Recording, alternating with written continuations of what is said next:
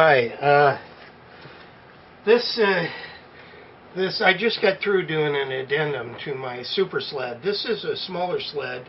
It's a little different idea on how to do a zero clearance sled where you don't have to have a bunch of sleds for every kind of thing you're doing. This sled has, and I'll kind of show you the other side of it. It has dust collection so that I can do some dados. And you know, dados, you have a lot, as the blade is coming towards you, you have a lot of sawdust coming towards you. So this really makes a difference. And so I added this to it. And then I have these pins that if you pull these out, then, let me take this stop off of here. I also have a backer board that I kind of just leave in here.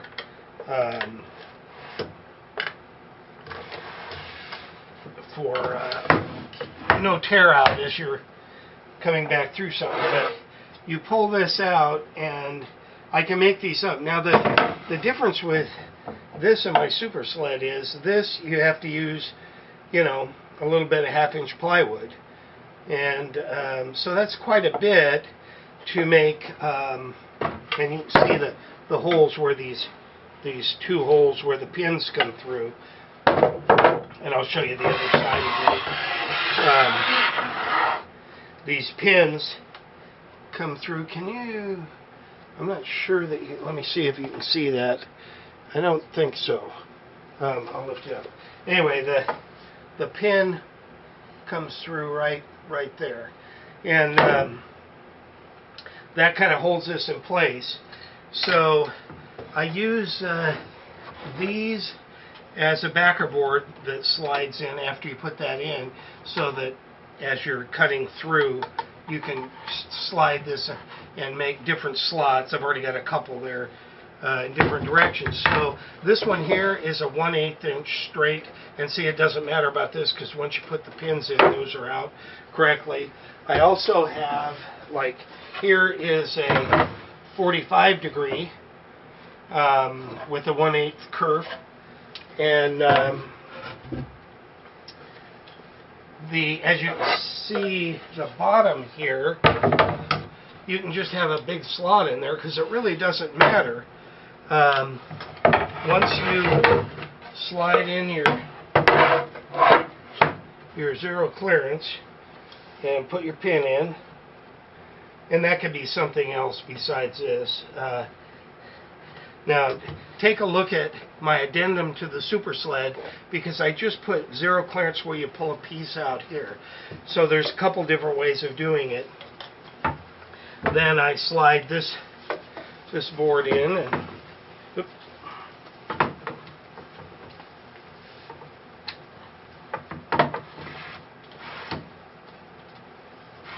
and I can literally slide that anywhere, so I have a new slot to go into. And I can use a stop block in this. I just, rather than put a T-bar here, because I make extra ones of these. You probably can't see the extra one of these backboards. I got a couple of them up on the shelf. So I can use a stop block here. I also can do it on the top here. And I've got some bigger ones, and you can put one on each side or whatever. So this works pretty good for a smaller sled. As I said in my super sled addendum, I don't use these as much anymore because I probably use this way more often than I use this. And while this, really in the end, they probably cost about the same to make by the time you buy all these T-slots and screws and so on. But the other thing that I've made for this is for box joints, you take out the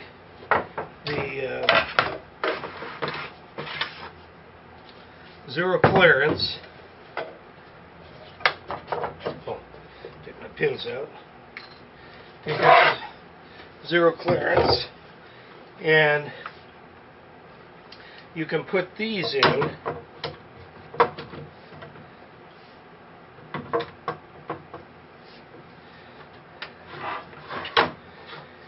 And it's kind of, I mean, I'm not going to demonstrate this, but you've probably seen so many different kinds of box joint jigs. The neat thing about this one is, what I can do, you can see these pieces of metal down here, and let me get this a little closer and come down to it.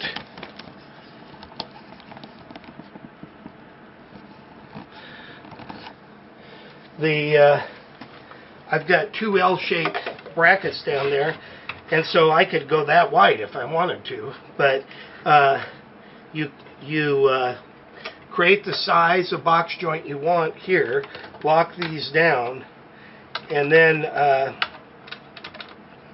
what you do is you cut one based on whatever size you've got for your dado stack.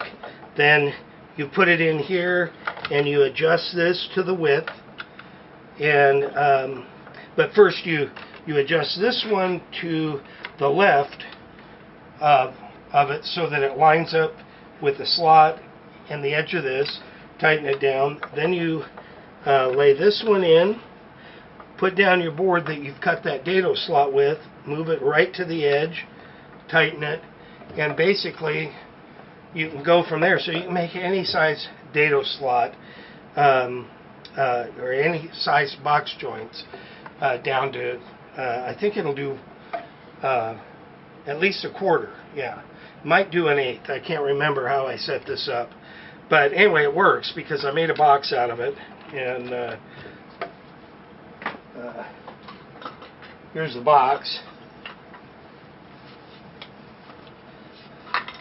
So it was just a test box, and I decided to throw some junk in it and glue it together. So